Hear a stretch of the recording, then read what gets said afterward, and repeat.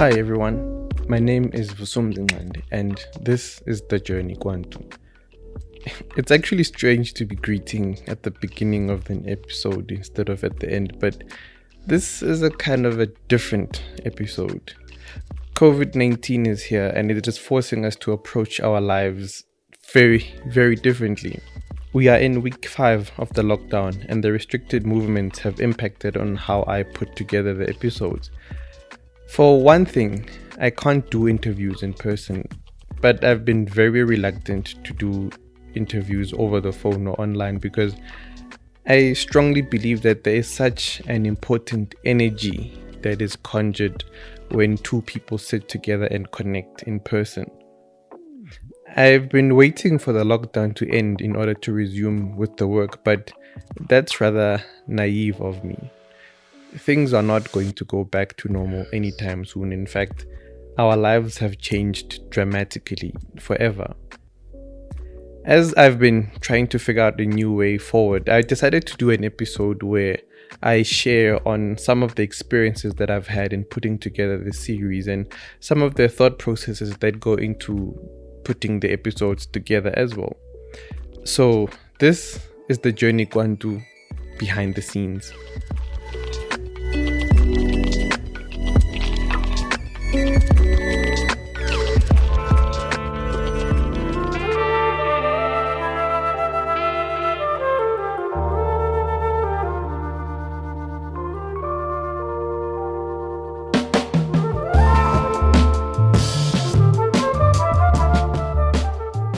In the last episode, I explored the history of Shebeen Queens and how the Shebeen culture of the 1920s onwards shaped our African spirituality as we know it today.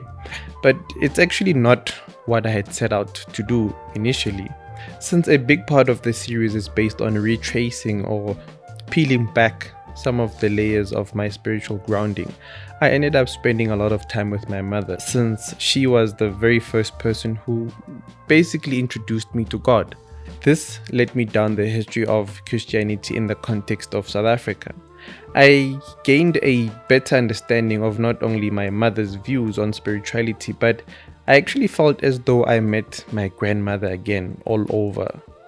I got to understand how Black women were forced to navigate through our country's history at a complete disadvantage. In fact, episode 3 ends almost tragically, but I'll get back to that a bit later.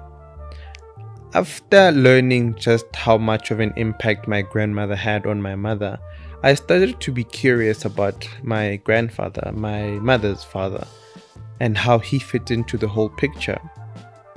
Even though my grandfather was present in my mother's life throughout her whole childhood, my mother rarely says anything about him. All I knew was that he worked at a beer hall.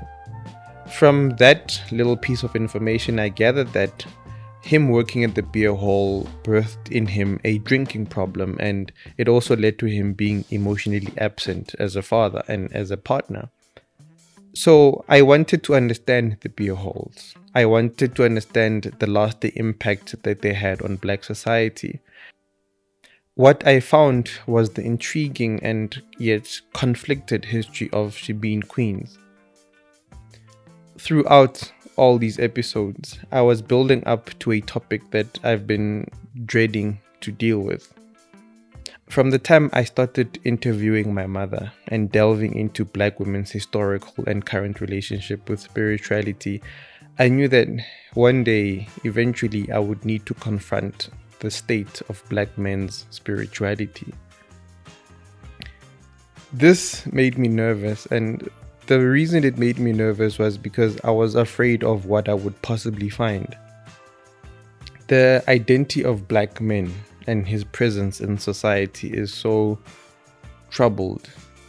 We as black men account for so much of what is wrong with us as a society. So I wanted to look into how did we get here? How did we become like this? And by we, I mean black men as sons, as brothers, as fathers, as partners and husbands and uncles. At which point did we lose ourselves? At which point did we lose our way? How did this impact us on a spiritual level? And by this I mean, how did we become so spiritually absent? In doing this, would I be using myself again as a starting point like I did with the first episode? I feel like I would need to, but my problem is that the person I would need to interview died 12 years ago. Thinking about an episode dealing with black men's spirituality also made me anxious because of the possibility of having to revisit my relationship with my father. And also, how much of my private life do I actually want to share online? Nonetheless, I actually tried to imagine how an interview with my father on African spirituality would actually go. And to be honest, I don't know. Asking my father about his views on African spirituality would have been tricky. For one thing, I don't recall him ever saying anything about God or the divine or Badimu or anything like that. Not a single word. Nothing in my memory comes. But he did practice in a way. Yes. So here's what would happen, right? On a random evening, me and my mother and my sister would be sitting, and my father would leave the room and then come back again carrying a big bucket and ishoba, and then he would dip ishoba in the water and basically swoosh everything in the house. And he did this in total silence, right? He left the room in silence, he came back in silence, and then once everything has been drenched, he would leave, and then he would come back again and sit down and continue watching TV like nothing happened. It was the most bizarre experience ever, and I have to emphasize that he never said anything to anyone about anything. I developed a deep hatred for African spiritual practices because of how my father approached it. The secrecy, I honestly hated it. And also, there was always this threat of some kind. Everyone that we went to always created this sense of my life was in danger because of jealous neighbors and all of those things. And I hated the doubt that it created in me. Looking back now and knowing what I know about the kinds of dangers that lie in the world and how people can be a danger to others through spiritual manipulation, do I still think that his approach was wrong? That's difficult to answer. My problem with my father's approach to African spirituality was that it was based on fear and extreme paranoia. And when fear is the basis of your actions, I think you become a danger to yourself because you force yourself to diminish your own light. You live a life that is centered around desperation and deep insecurity, and you end up not knowing yourself outside of that desperation and those fears. And that's the reality of Black society as we're living it today. The reality of not knowing what Black men's motivations are. In episode 2, it became apparent that for some of our grandmothers, they turned to the church and turned to their children against African spirituality as a survival mechanism because they knew that the socio-political aim of the apartheid system would crush them if they went against it. Black women through the church helped to dismantle African spirituality. Abomama bomthandazo were pivotal in breaking down some aspects of African beliefs. This is something that we can lay bare and confront. We can put their actions in the context of their era and look at the consequences of those actions. But ultimately, we know that they believed that they were trying to achieve something outside of themselves. They saw themselves as having a duty towards their broader communities. As conflicting as this may be, we know without a shadow of a doubt that our mothers and our grandmothers carried the entirety of Black society on their backs, literally and figuratively. We can interrogate this and have a clear understanding of their actions, but it's difficult to interrogate the actions of Black men. It is difficult to understand what broader role Black men play in our society. All that Black men seem to hold on to is the idea of being a provider, and the minute the socio-economics change, the moment he cannot fulfill the role of providing, it seems his existence in its entirety disappears and he becomes something else. What disturbs me the most is that for the majority of Black men, there seems to be no spiritual basis for anything that we do. And that is what I wanted to explore in that episode, and I am trusting that it will happen.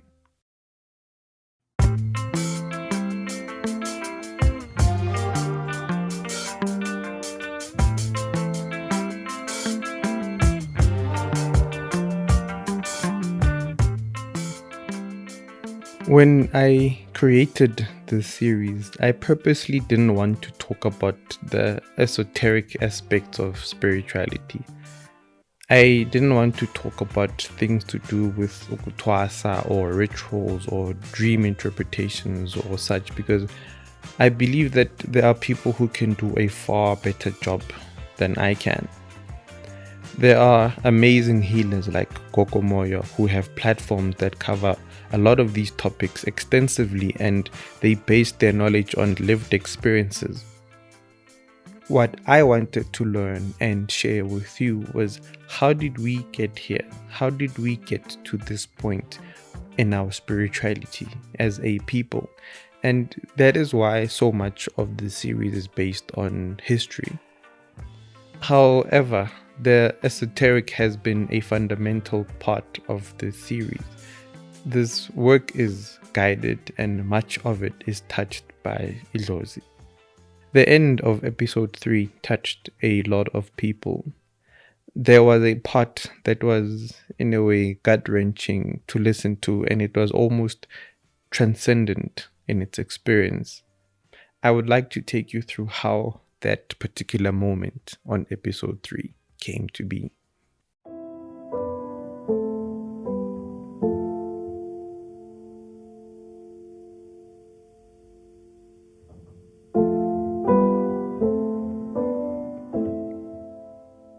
About 2 years ago, I felt deeply compelled to research African spirituality. And by that I mean I became obsessed with learning anything and everything that I could. I spent hours a day literally studying all sorts of things, and I came across a thesis by someone that was centered around the kind of music that evokes trance in healers within the sphere of African beliefs, but most specifically indigenous people in Mozambique. There was a particular part in the thesis where the author spoke about how some cultures use imbira to evoke trance. If you don't know what an imbira is, take a listen to this.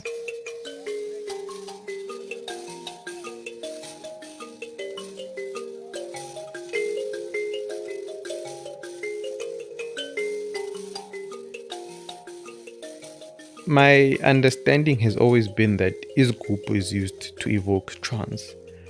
A part of this is because of the frequency of the drum and especially the volume and its intensity.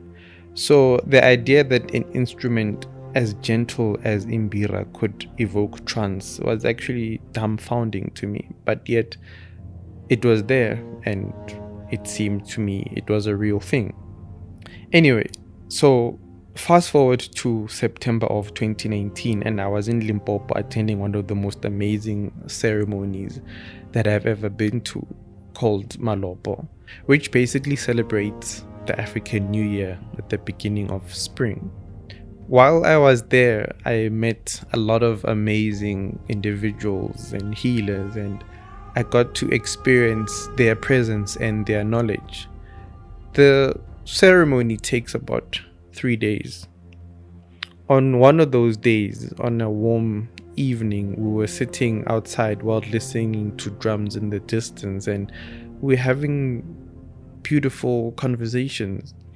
And while we're talking, a brother by the name of Aza took out an imbira and he started playing. And I happened to have my recorder at the time, even though I didn't really know what I was going to use it for. And as he started playing, one of my hosts, Ukoko, went into the most gentle trance that I had ever seen. It was a profound experience in that what Idlozi wanted to do in that very moment was to sing. And Idlozi sang the most haunting yet beautiful song that I'd ever heard. I recorded that moment, but I had no intentions of sharing it at any point. Fast forward again to a couple of weeks ago when I was putting episode 3 together.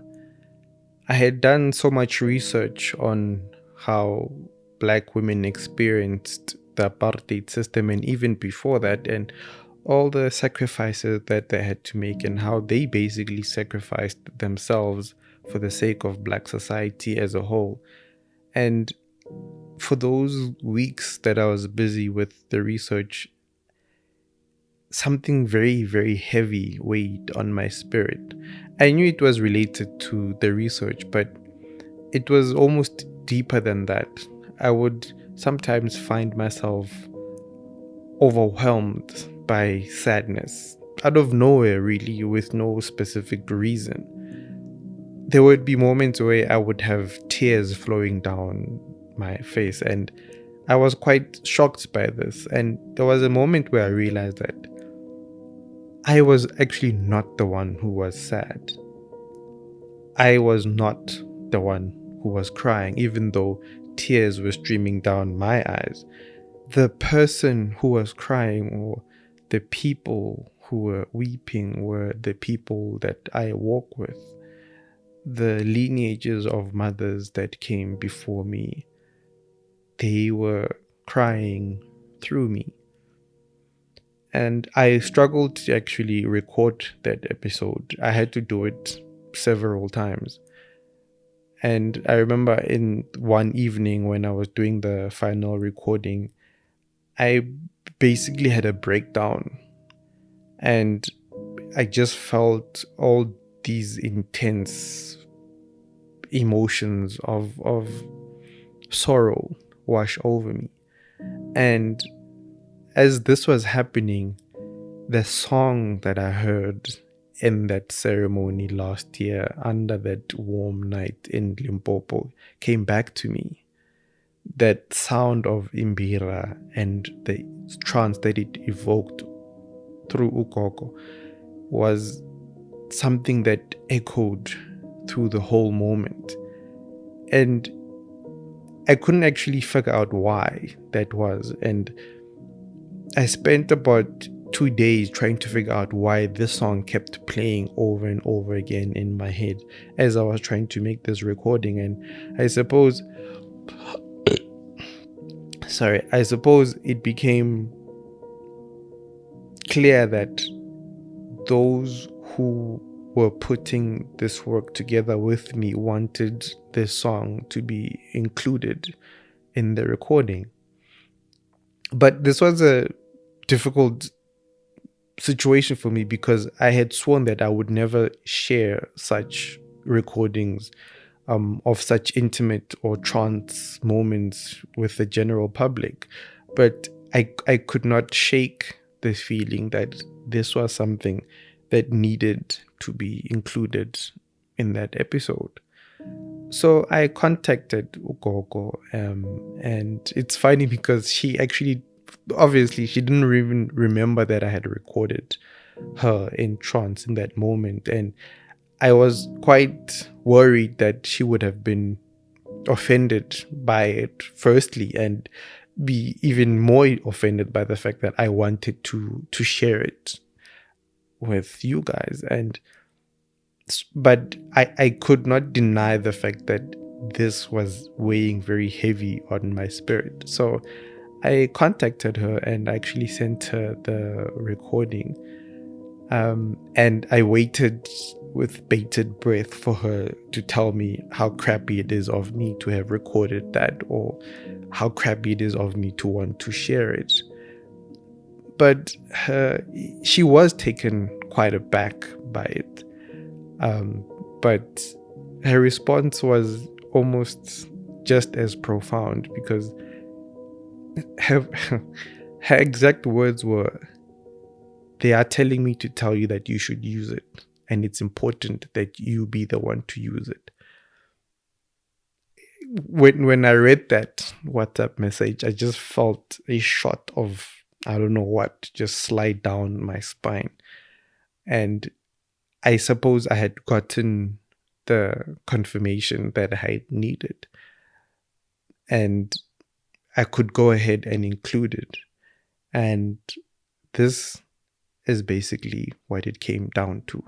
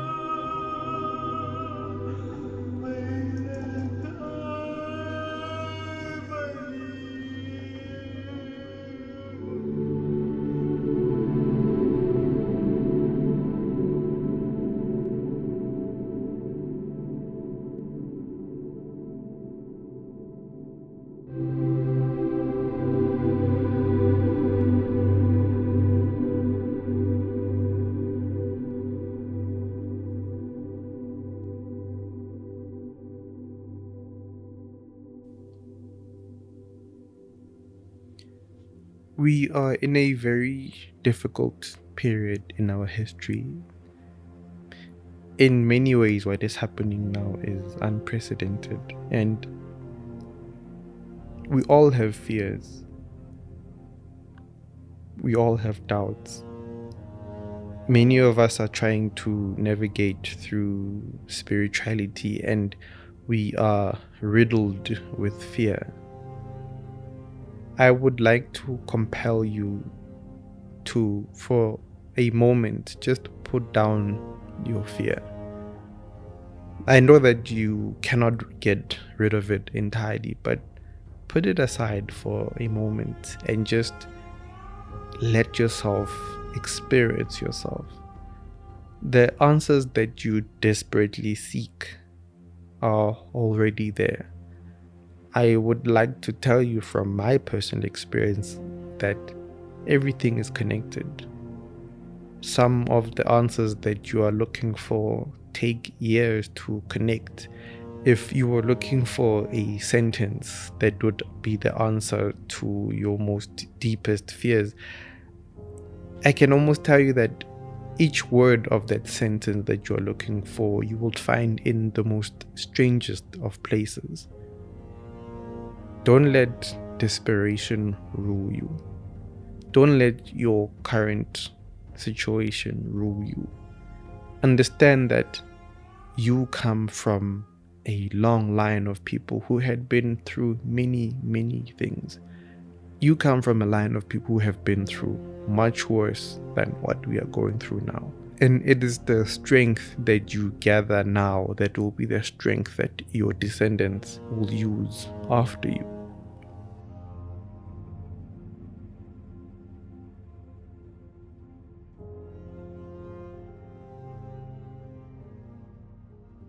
My name is Vasum Zinwande. Thank you for joining me on this episode. I wish you courage and I wish you all the very best on your journey. Makwande.